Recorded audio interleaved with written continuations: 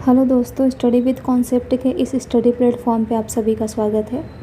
आज यहाँ पर हम साइंस के सिलेबस को समझेंगे और साथ ही साइंस के कुछ बेसिक इन्फॉर्मेशन को भी देखेंगे। जैसा कि आपको पता है कि जितने भी स्टेट पीसीएस के एग्ज़ाम होते हैं, चाहे वो यूपी पीसीएस हो,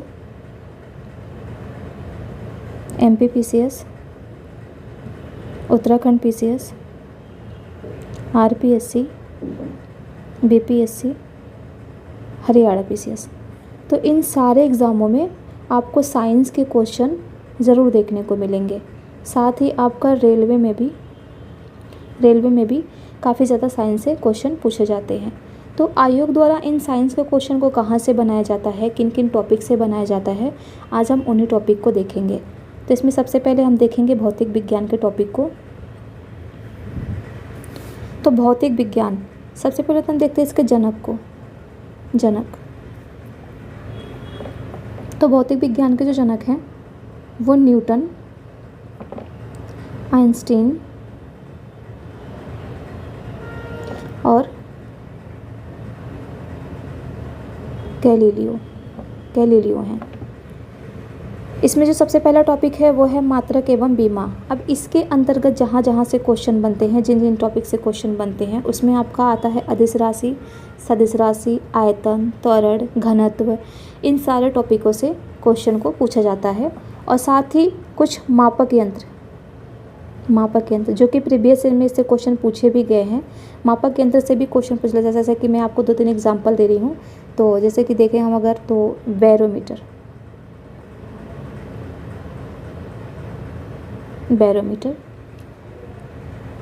फिर आपका फेदोमीटर और आपका है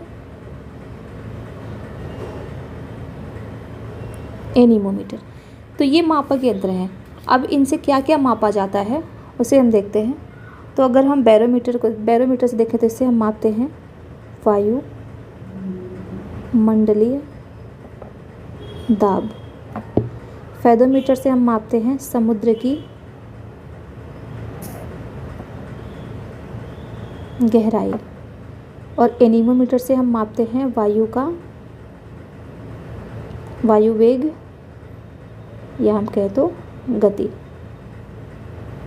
तो यहाँ पर आपको ध्यान देने वाली चीज़ है कि कभी कभी क्या होता है कि बच्चे एग्ज़ाम में क्या करते हैं कि यहाँ पर दिया है वायुमंडलीय दाब और यहाँ पर दिया है वायु वेग। तो बच्चे क्या करते हैं, बस स्टार्टिंग का पढ़ लेते हैं, स्टार्टिंग का जैसे इतने पढ़े, और इस पर ध्यान नहीं देते हैं कि यहाँ पर दाब लिखा है या गति लिखा है, और वो सीधा टिक कर देते हैं एनीमोमीटर पे। तो ठीक है, वो ज़्यादातर क्वेश्चन तो बैरोमीटर से ही पूछता है, क्योंकि उसको पता होता है कि बच्चे अक्सर एनीमोमीटर पे ही टिक करेंगे। तो यहाँ पर वो दोनों ऑप्शन दे देगा, लेकिन आपको थोड़ा सा ध्यान रखना है, यहाँ पर समझ के साथ इसको याद करनी है कि यहाँ पर दाब को मापा जा रहा है और यहाँ पर गति को मापा जाता है। और यही छोटी छोटी जो गलतियाँ होती हैं हमें एग्ज़ाम से बाहर कर देती हैं। दूसरा टॉपिक है हमारा गति। अब गति के अंतर्गत हम न्यूटन के तीनों गति के नियम को देखेंगे। तीनों नियम न्यूटन के गति का तीनों नियम को यहाँ पर देखा जाएगा। और क्वेश्चन ऐसे भी पूछता है कि यदि क्रिकेट का खिलाड़ी है और गेंद को कैच करते समय वो अपना हाथ पीछे क्यों करता है, तो वहाँ पे न्यूटन के गति के कौन सा नियम लागू होता है। या ये पूछता है कि पानी में तैरते समय न्यूटन की गति का कौन सा नियम काम करता है। फिर आपका ध्वनि में आपसे पूछेगा कि जो ध्वनि की चाल होती है वो सबसे तेज कहाँ पे होती है या सबसे कम कहाँ पे होती है, निर्वात में क्या होता है। तो अगर ध्वनि की चाल की हम बात करें तो सबसे तेज़ जो होता है ध्वनि का चाल वो होता है ठोस में, और सबसे कम होता है गैस में। निर्वात में ध्वनि की चाल नहीं होती है, उसमें गमन ही नहीं करता है, तो इसमें कोई चाल नहीं होती। फिर है आपका प्रकाश, फिर है आपका विद्युत और महत्वपूर्ण उपकरण एवं उनके कार्य। इसी प्रकार अगर हम रसायन विज्ञान के टॉपिक के बारे में बात करें तो सबसे पहले हम जानते हैं इसके जनक। तो रसायन विज्ञान के जो जनक हैं वो हैं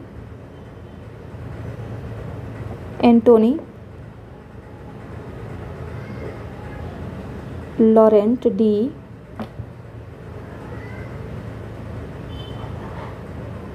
लेवासिए। ये है रसायन विज्ञान के जनक। अब इसके अंतर्गत हम देखेंगे परमाणु संरचना।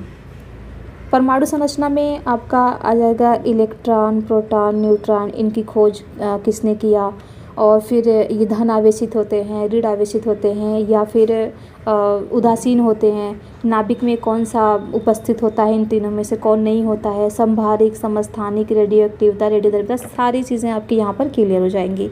फिर है पदार्थ की अवस्थाएं, इसमें आपका ठोस, द्रव, गैस, फिर है कार्बन एवं उसके अपर रूप, फिर धातु, अधातु, विलयन, अम्ल, क्षार एवं लवण, महत्वपूर्ण रासायनिक यौगिक एवं उनके उपयोग, और पर्यावरणीय प्रदूषण। एक क्वेश्चन और पूछा था कि प्रदूषण का सूचक किसको हम देखते हैं, प्रदूषण का सूचक, तो वो होता है लाइकेन। पर्यावरणीय प्रदूषण का सूचक, प्रदूषण का सूचक होता है लाइकेन। फिर आपका जीव विज्ञान। जीव विज्ञान शब्द सबसे पहले जिन्होंने यूज़ किया था वो थे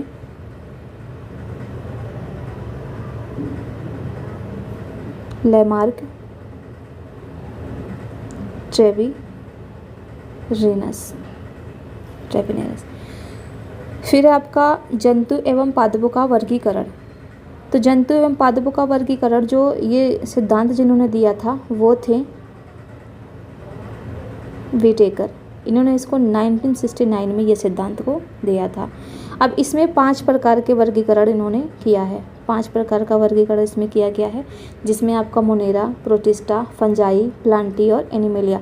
अब इससे भी काफ़ी क्वेश्चंस बनते हैं कि कौन से वर्ग में से 5 हैं, तो किस में यूकैरियोटिक कोशिका पाई जाती है, किस में प्रोकैरियोटिक कोशिका पाई जाती है, किस में कोशिका भित्ति उपस्थित होती है, किस में अनुपस्थित होती है, किस में केंद्रक पाए जाते हैं, किस में केंद्रक नहीं पाए जाते हैं। तो ये सारे टॉपिक आपको यहाँ पर मिल जाएंगे। फिर है आपका कोशिका, फिर है आपका रक्त परिसंचरण तंत्र। रक्त परिसंचरण तंत्र की खोज किया था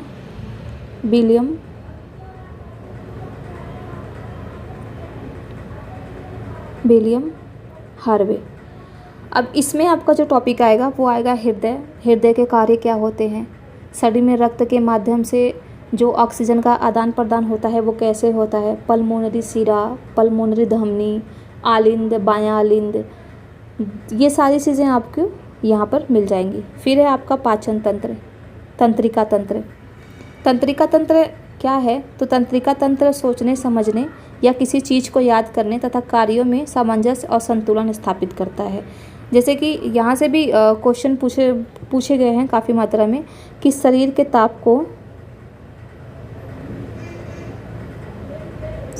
तापमान को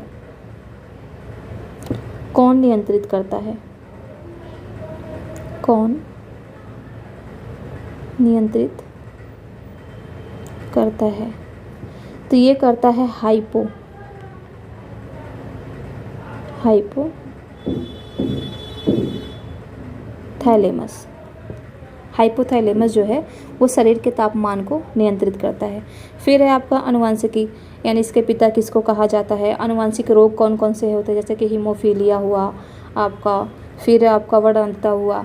तो ये सारे आनुवांशिक रोग हैं और इन सारे चीज़ों के बारे में भी यहाँ से आपको पता चल जाएगा।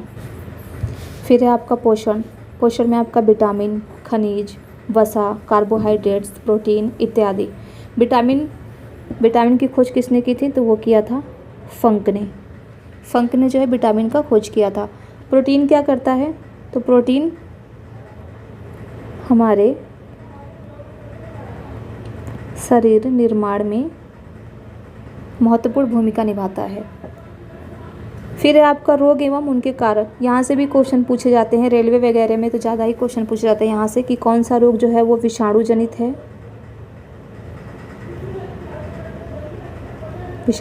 है और कौन सा रोग जीवाणु जनित है। तो अगर हम विषाणु जनित रोग के बारे में बात करें तो पूछा गया यहाँ से जैसे कि खसरा हुआ, फिर आपका गलसुआ हुआ,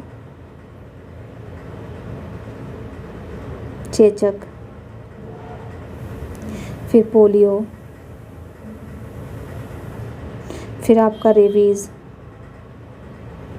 तो ये सारे आपके विषाणु जनित रोग है, या फिर अगर हम देखें जीवाणु जनित रोग।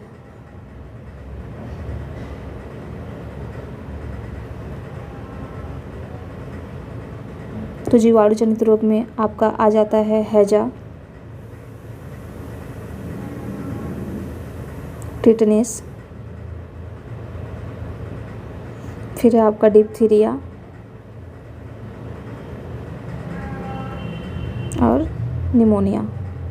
और भी रोग हैं इसमें, वो जब आप इस टॉपिक को पढ़ेंगे तो ईज़िली आपको पता चल जाएगा। तो इसमें कंफ्यूज नहीं होना है। कभी कभी क्या होता है कि इतने सारे मतलब विषाणु जनित जीवाणु जनित रोग होते हैं कि हमें याद नहीं हो पाता है, तो हम एग्ज़ाम में जा कर के कन्फ्यूज़ जाते हैं क्योंकि मिक्स करके दे देता है। या फिर देखिए अगर हम कि कवक जनित रोग कौन कौन से होते हैं, तो आपका होता है गंजापन या दाद, ये सारे कवक से होते हैं। फिर कीट जनित होता है, कीट जनित रोग, जैसे इसमें मच्छर वगैरह भी आ जाते हैं। तो इसमें आपका होता है कालाजार, कालाजार हो गया, सुर्रा रोग हो गया, सुर्रा। इन सभी रोगों के बारे में आप जब पढ़ेंगे तो पता चल जाएगा क्या है। टाइफाइड हो गया और मलेरिया, ये आपके कीट जनित रोग हैं। तो इन सब चीज़ों को आपको बहुत अच्छे से कवर करना होगा, जब भी जाके आपको एग्ज़ाम में कन्फ्यूज़न नहीं होगा। लास्ट टॉपिक है हमारा हार्मोन्स एवं एंजाइम। एंजाइम तो यहाँ पे देखेंगे अमाशय से कौन सा अम्ल भोजन, कौन सा मतलब अम्ल निकलता है अमाशय से। अमाशय से अम्ल स्रावित जो होता है वो है आपका, ये है आपका हाइड्रोक्लोरिक अम्ल।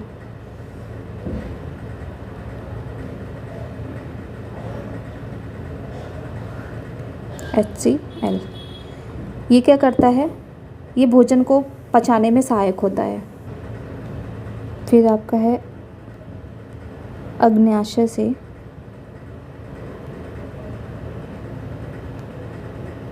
कौन सा हार्मोन स्रावित होता, तो ये है आपका थायरॉक्सिन। तो थायरॉक्सिन होता है। तो यहाँ भी देखिए एक तो दे दिया अमाशय और एक दे दिया अग्न्याशय। तो यहाँ भी आपको बहुत अच्छे से ध्यान रखना है कि यहाँ पे कौन सा अम्ल निकल रहा है और यहाँ पे कौन सा। तो ये था हमारा साइंस का सिलेबस।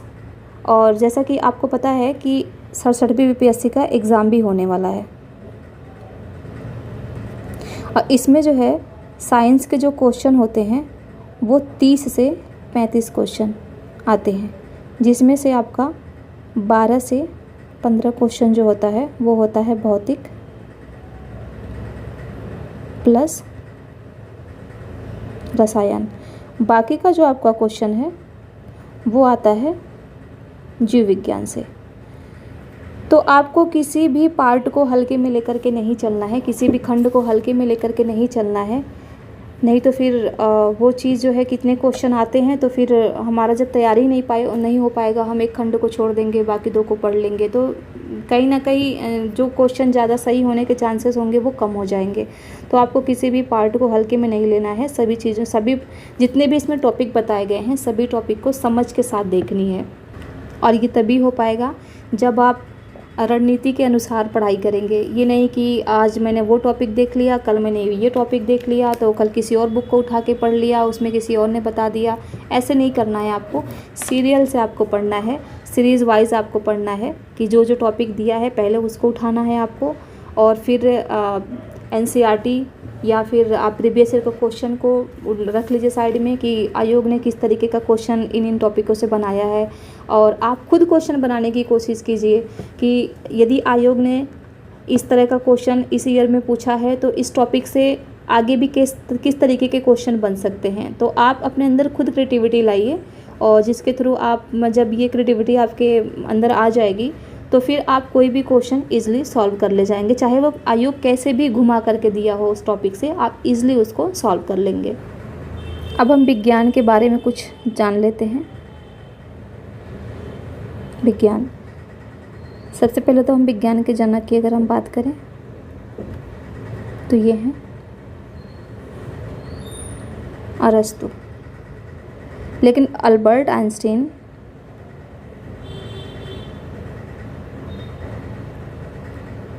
विज्ञान के जनक मानते हैं गैलीलियो को। प्राचीन विज्ञान के जनक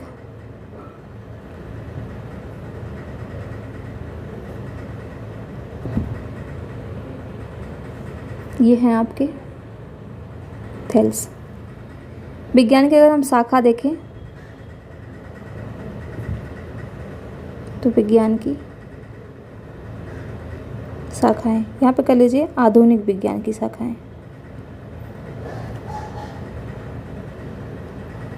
तो इसको हम 3 भागों में देखते हैं, 3 भागों में इसको विभाजित किया गया है। पहला है आपका प्राकृतिक विज्ञान, दूसरा है आपका सामाजिक विज्ञान और तीसरा है आपका औपचारिक विज्ञान। इसके अंतर्गत हम व्यापक अर्थों में प्रकृति का अध्ययन करते हैं, जिसमें आता है आपका भौतिक विज्ञान,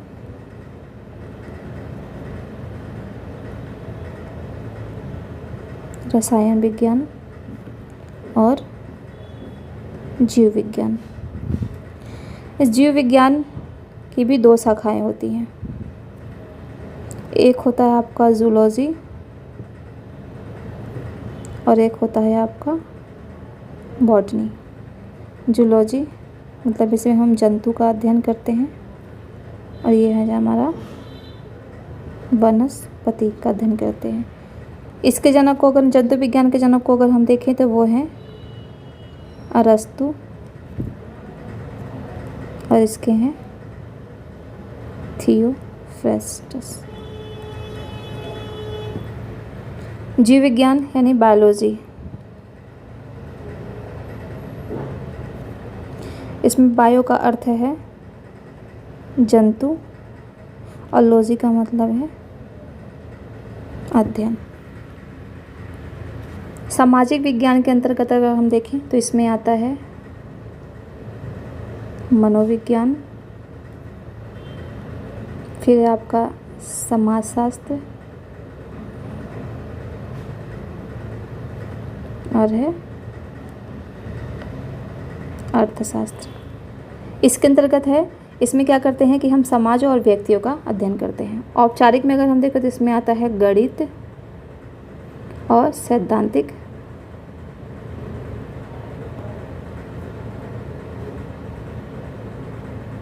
कंप्यूटर विज्ञान। एक अन्य शाखा भी है जिसमें हम लेते हैं इंजीनियरिंग को।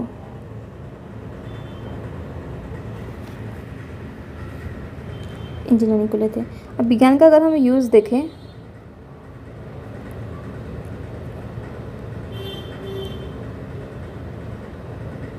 तो ये होता है शिक्षा,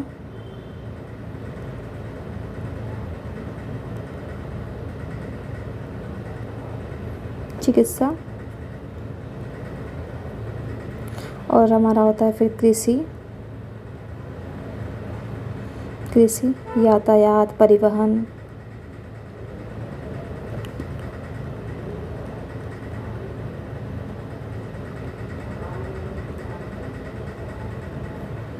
या रक्षा के क्षेत्र में। तो इन सारे महत्वपूर्ण क्षेत्रों में साइंस अपना योगदान देता है। तो ये था हमारा आज का टॉपिक और साइंस से कुछ रिलेटेड इन्फॉर्मेशन। तो ये था आज का साइंस से रिलेटेड कुछ इन्फॉर्मेशन एंड सिलेबस। ये सारे टॉपिक एग्ज़ाम के दृष्टिकोण से महत्वपूर्ण हैं। इन सारे टॉपिक को इस प्लेटफॉर्म के माध्यम से PDF बना करके पूरा करवाया जाएगा। साथ ही PDF को ग्रुप में भी सेंड किया जाएगा। तो प्लीज़ आप लोग वीडियो को ज़्यादा से ज़्यादा लाइक एंड शेयर करें, चैनल को सब्सक्राइब करें, ताकि जो ग्रामीण क्षेत्र के बच्चे हैं जिनका फाइनेंशियल कंडीशन ठीक नहीं है उनके कंधों पर घर की ज़िम्मेदारी है, वो अपने माँ बाप को छोड़ कर के बाहर पढ़ने नहीं जा सकते हैं लेकिन पढ़ने के इच्छुक हैं, तो उन तक ये सारे वीडियो पहुँचाइए ताकि वे पढ़ाई को एक नई दिशा दे